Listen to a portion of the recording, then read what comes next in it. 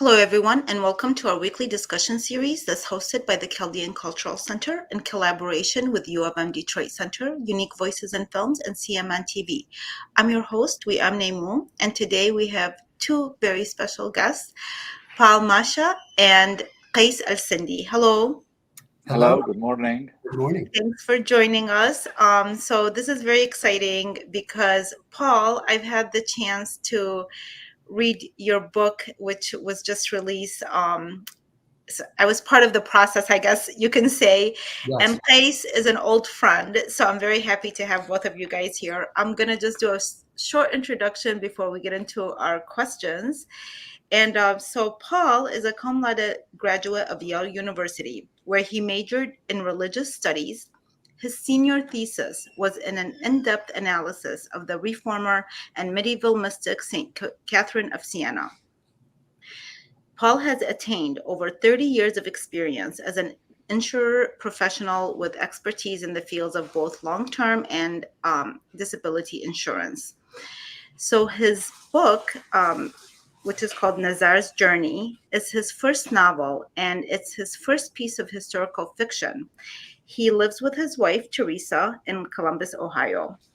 And Qais Al-Sindy was born in Baghdad, Iraq in 1967. He received his Bachelor's of Science in Engineering from Baghdad University in 1989. He then started to study art. In 2000, he received his second bachelor's from the Academy of Fine Arts located in Baghdad, along with his master's in fine arts. And then after that, he left to the United States, and he's been very, very prolific since. And you can read about his story, and he's all over online as well. But I wrote a book called Iraqi-Americans, The Lives of the Artists, which includes Qais' story and some of his artwork. It was published quite a while ago, but anyways, nice to have you guys on. I am excited to start asking you a bunch of questions, but let's start with you, Paul. You reached out to me, when was it, like over a year ago, right? Definitely over a year ago. Mm-hmm. Okay, so you started a book called Nazars Journey. Give us a little background on what inspired this book and how did you go about writing it? Well, there were several things that were converging all at the same time. The first thing was I was entering into semi-retirement. I was about 67 at the time, and I was trying to really figure out what's the best use of my time and energy as I entered, this new phase of life. Now, the background, my father lived to age almost 101. And he was very cognitively alert into his late 90s. And my mother died at the age of 97. So I have Italian genes. And there's a possibility I may also have a long life, God only knows. But I realized I could have potentially a very creative period of my life post the professional life that I had. And I wanted to use that well. So that was the first thing, is that there was this wide open horizon available to me. And then the second thing that happened in my life, I guess, is I ran across some writings by theologians about beauty and how beauty touches the soul and how beauty draws people to discover the reality of God. And I thought to myself, well, I don't know about, like, there's two emphases. One is that a saint's virtue will draw people to God. But the other emphasis is that beauty draws people to God. And I thought to myself, well, I don't know about being a saint, but although I could try, it doesn't hurt to try. But I felt like I could do the beauty part, that I could create beauty in writing. And that I felt like if I created something really beautiful, it might even inspire other writers to do something similar, not unlike what happened in the 20th century, where there was a whole renaissance of Catholic writers. And I won't go into that now. But I thought this beauty movement was very attractive to me. And also, I had people in New Jersey will know me because I did a lot with music. I had created a lot of music based on the Psalms, some of which is now being engraved. So I was creative, but during my business career, writing was put on the shelf, except for maybe business writing, or possibly giving a speech, or possibly a eulogy. And sometimes I get a comment after the eulogy. People would say, "Oh, you're a very good writer. You should do some more writing." So I get those kind of comments, and I thought, wow, that's great to know. I would like to explore it. So the background, one more little background piece, was that during my senior year at Yale, I was in a psychology class, and the teacher gave us an opportunity to write a story instead of a traditional paper. And it was on the story could have been a children's story. So I wrote a story about a boy, a young boy, much younger than Nazar, in the Vietnam War. And it did have a bird, and it also had the boy searching for his father in the chaos of war. So I had that background in my mind of that story, and the professor really liked it, and she said, "Oh, you should get it published." And I even had some illustrations done by a neophyte friend, and so that's kind of in the back of my mind when I began to think about writing. That story set in a war situation is the backdrop. You know what? That's so interesting. I think most artists or writers, if you ask them about their projects, I mean, some of my projects, or it seems like I have a lot of books that end up coming out, and I'm like, this started like 20 years ago, 30 years ago. I have books in my shelves that I just stacked and either never finished, or they're living in the back of my mind. And this is the case for a lot of writers, that they have this project, and luckily you got it done, because sometimes some of these manuscripts end up just collecting dust in the shelves, and that wasn't the case with you. You actually did a lot of work, including you reached out to us, or to me, asking if I had recommendations for artists, because you wanted to include an illustrator. And I know many great Iraqi-American artists, some which I connected you with, and then you reached out to Qais. And I'd like to know, Qais, how you felt when Paul approached you about this project. What was your feelings, and why did you decide to get involved?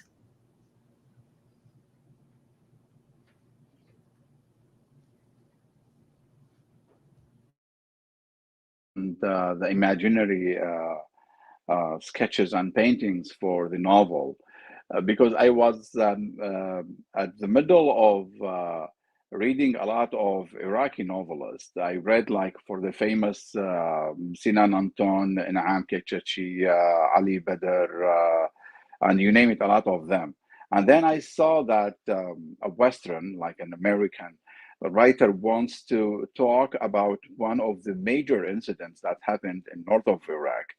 And it seems that when I read the script, and when I read the draft of the novel, um, I imagine that Paul, it looks like he was like exactly there, as he experienced and witnessed all these incidents and the things that happened in north of Iraq. And I imagined Paul as he was holding his agenda and his camera and running after all these main characters in the novel, hiding behind like a big rock, monitoring, witnessing, observing everything, and recording that in his. I said, wow. And I liked the enthusiasm and the passion that Paul has in his novel. That's why I decided to work with him in his project, and I started to imagine with him as I was following him.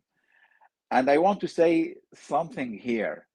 I see Paul through the eyes of the skylark, the bird, as he was, as he was not just observing the incident, as he was like flying through that map and witnessing everything. And this was very interesting. And and he has his unique approach to that big event that happened in north of Iraq.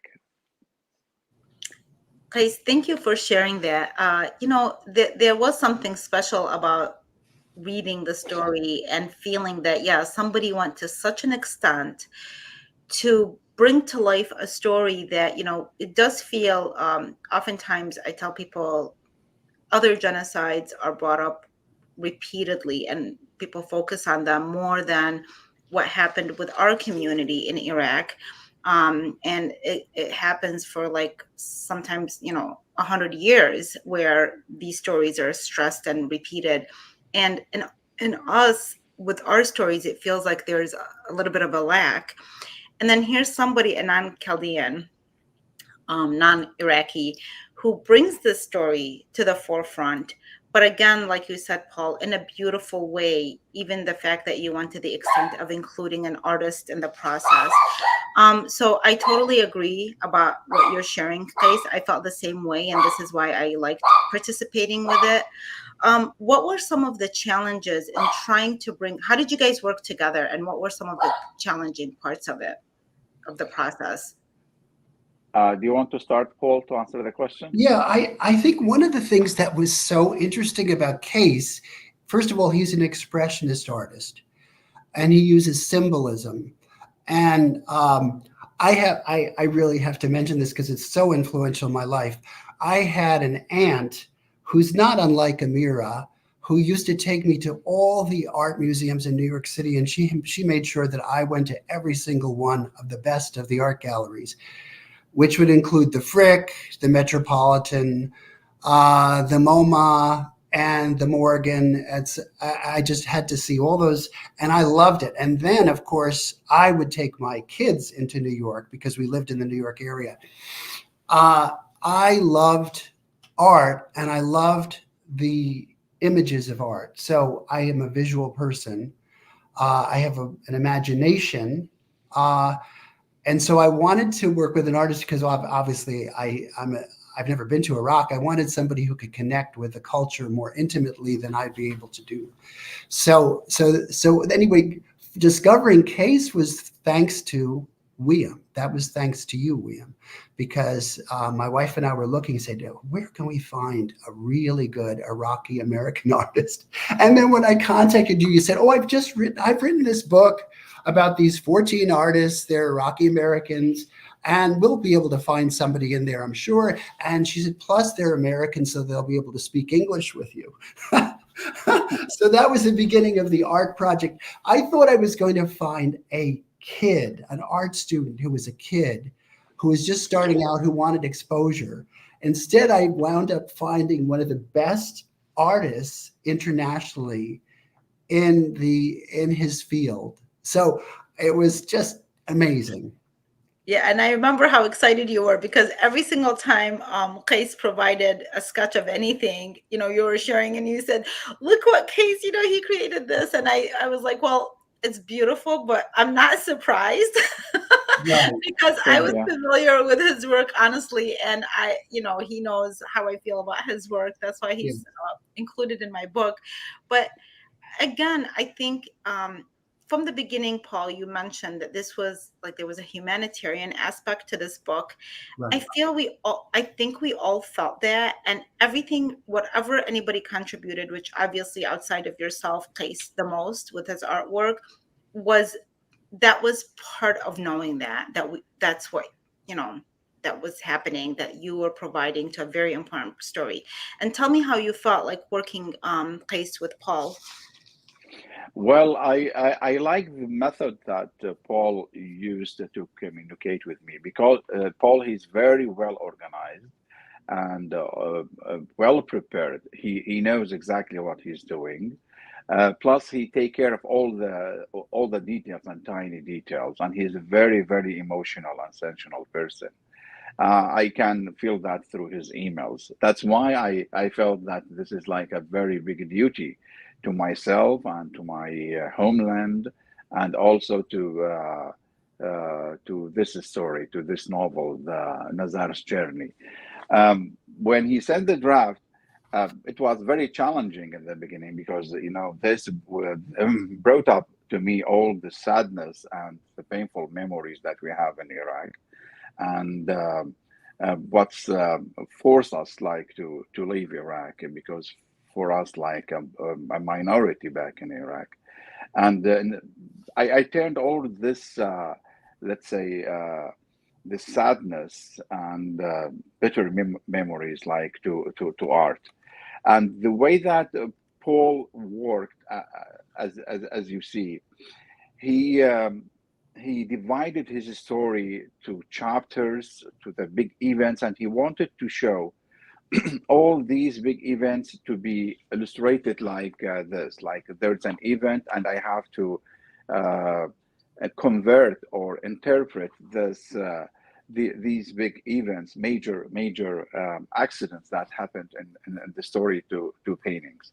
And what I didn't want to make it just like an realism. I didn't want to make it reality. I wanted to dig deeper in the soul of the main characters and try to find what they were feeling at that moment.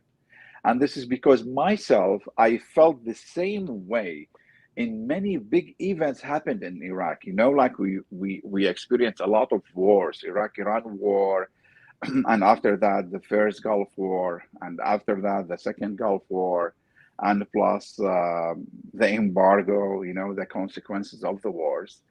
And I know how Nazar was feeling. I know, like, as I am Nazar himself, I put myself in the foot of Nazar and in the feet of Nazar, and I was feeling that I am running with him. I am looking for my father with him. That's why I felt that Paul did a very great job with his description and writing all these details and in the story. And if you read the emails, we have like a lot of emails that we exchange between us. And this is another story because there is a parallel line to the story, which is the emails. I love how Paul, he loved his novel. He loved his job. And I know that he's a very sensational person. He loves his novel, he loves the story, he cares so much about his characters, and he cares so much about the people that he's working with. So Yes. I can only imagine the emails between you guys, because he and I had conversation through email mostly. We had one over the phone conversation, but he didn't have to really care about my work outside of what he was doing or the interaction about the book, but he did care about it. So he would read my books, comment about them, and it was sincere. He really cared about our community at large, and that was very, very special. And I am wondering, if we go and look at what you graduated from Yale University with a major in religious studies. So what sparked your interest in that, and how does this book or the interest in writing about this book correlate, do you think? That's a wonderful question, and I'll try to answer it briefly.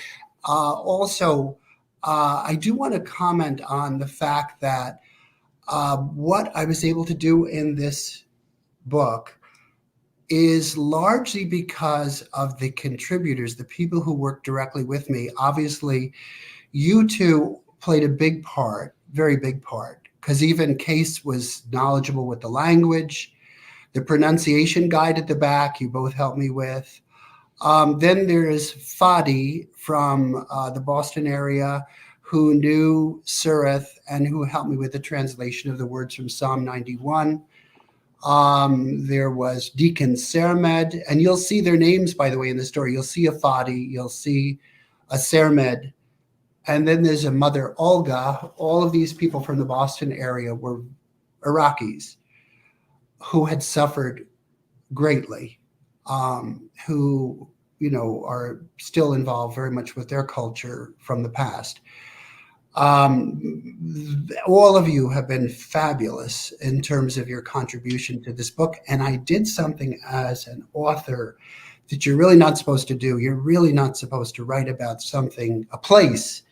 You're not supposed to write about a place that you haven't experienced firsthand. Well, I'm an Italian-American. I've never been to Iraq, but I wanted it to be authentic. And there was one other person I should mention, quite amazing. When I called the Aid to the Church in Need in Brooklyn, Job Copeman, the communications director, said, well, I think I know someone who can help you authenticate the details. It turned out to be an American, Stephen Rasha, who wrote the afterword. Stephen has known Iraq intimately and lived through a lot of the war and the post-war of the Operation Desert Storm, and even knew Karamlesh. He even knew that city, the little village, and he even helped me authenticate. I'll give you a little detail. I created this character, Aram. Am I saying the name correctly? Aram? He ran Aram. Aram. Okay. He ran the butcher shop. This butcher shop is imaginary, but I'm sure there is one there. And I said to Steve, I said, oh, well, are there flies outside the butcher shop? Like, are there like, maybe lambs or fly? He said, oh, yes, lots of them. So when Nazar goes into the butcher shop, he says, let me help you bring that, lamb inside because there's flies all over it. So that kind of detail was wonderful. And then I'll give you one other detail. I know this isn't answering your question, but it just was amazing. I had the bells of the village of Karamlesh ringing electronically, and they would ring electronically, and that woke Nazar up from his dream, his nightmare. And Steve said to me, oh, no, there's no electronic bells. Those church bells are rung by someone pulling a rope. And so I had to rewrite that part of the story because obviously that was not authentic. So those kind of details were amazing, and he helped me directly with those details. Regarding Yale and religious studies, I also want to comment, even though my thesis was on a medieval mystic, of course, I love Italy and I love the culture of the language, and everything about Italy I love. But I chose a medieval mystic who you might say, well, what does she have to do with the modern world? Well, she wrote, we have almost 400 of her letters that are authentic letters that she wrote during the medieval period. So when you're reading her life, you really can get a feel for her.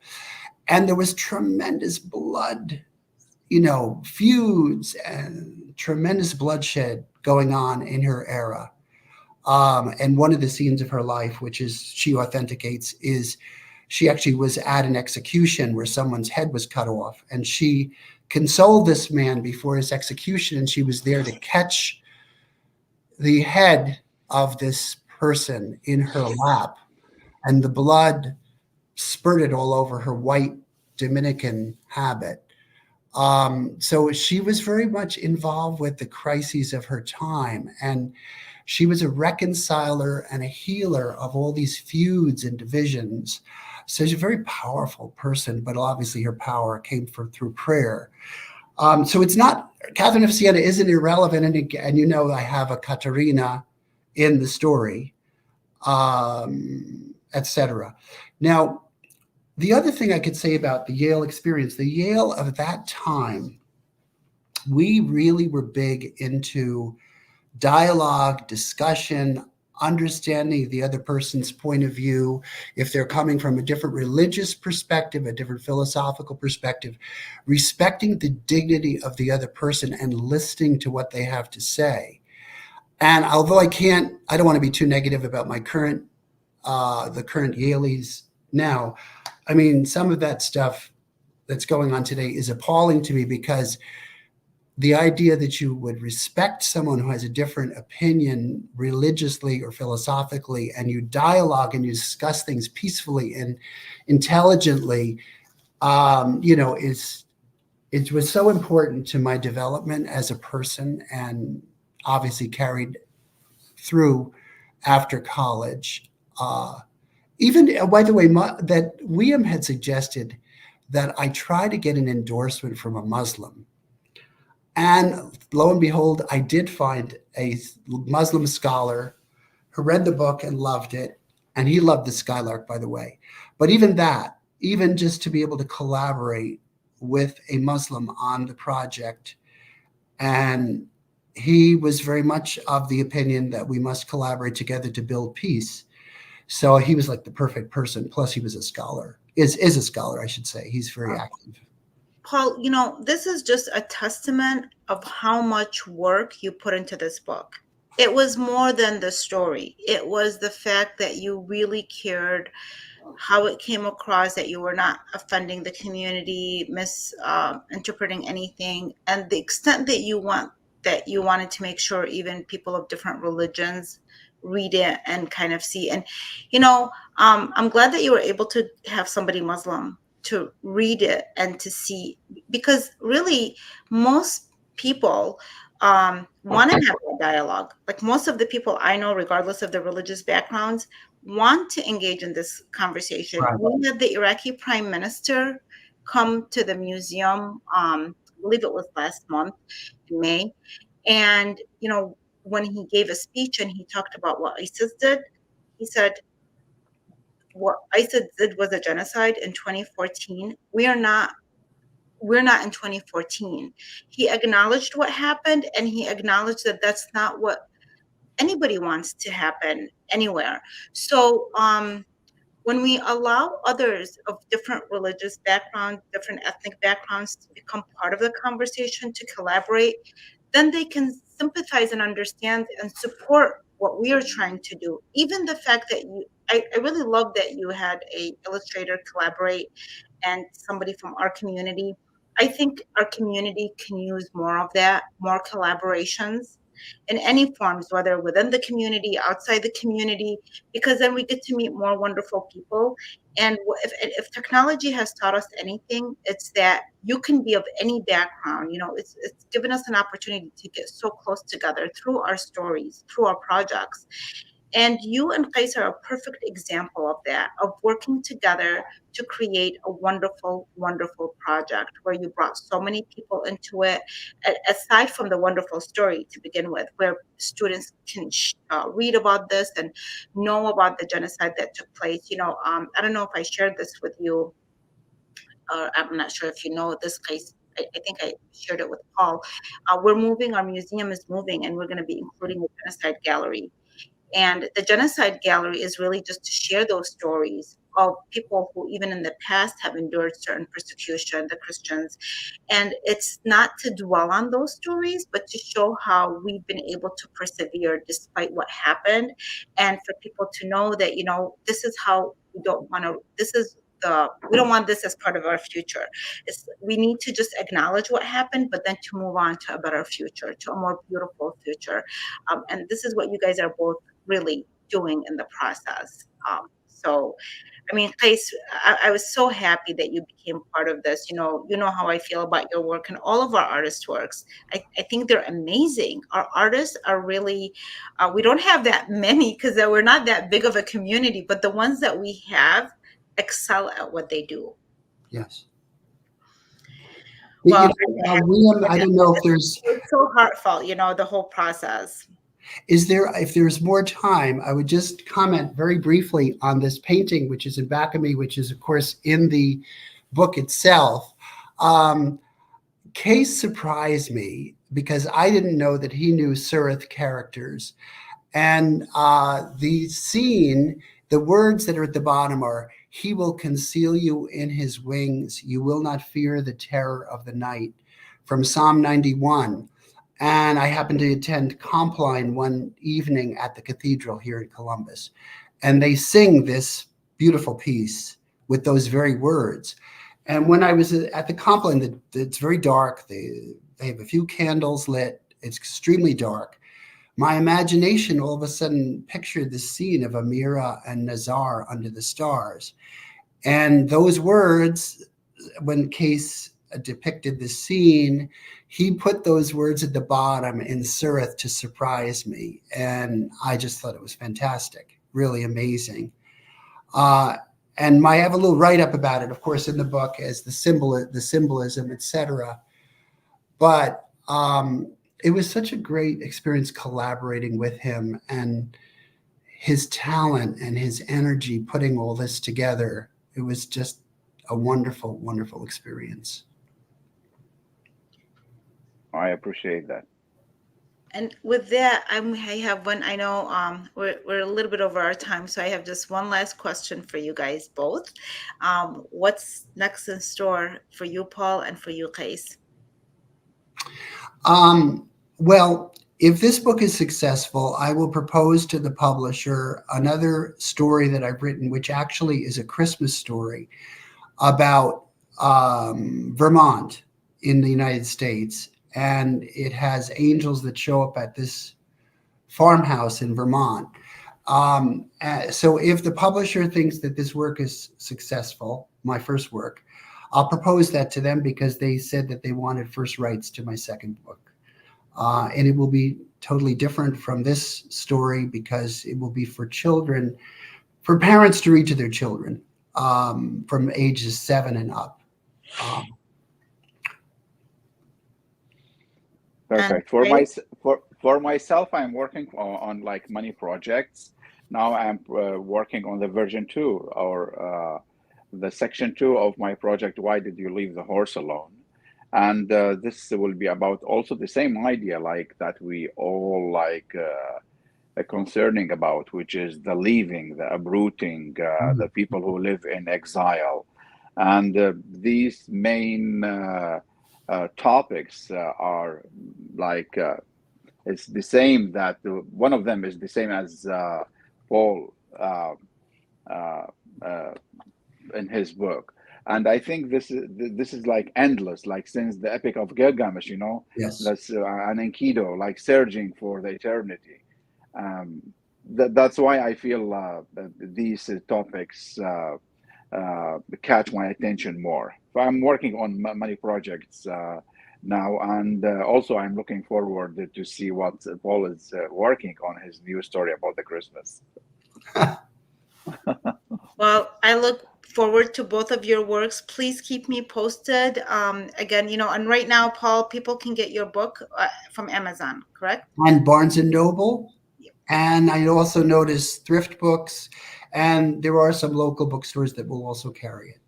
Yes. So people can get it. It's really a wonderful read. It's very informative, and it also has illustrations by our renowned artist, Qais Al-Sindy. Thank you, everybody, for joining us today, and have a wonderful day. And again, I look forward to your future accomplishments. Take care, everyone. Thank you very much. Thank you. Thank you. Take care. Bye-bye. Bye-bye now.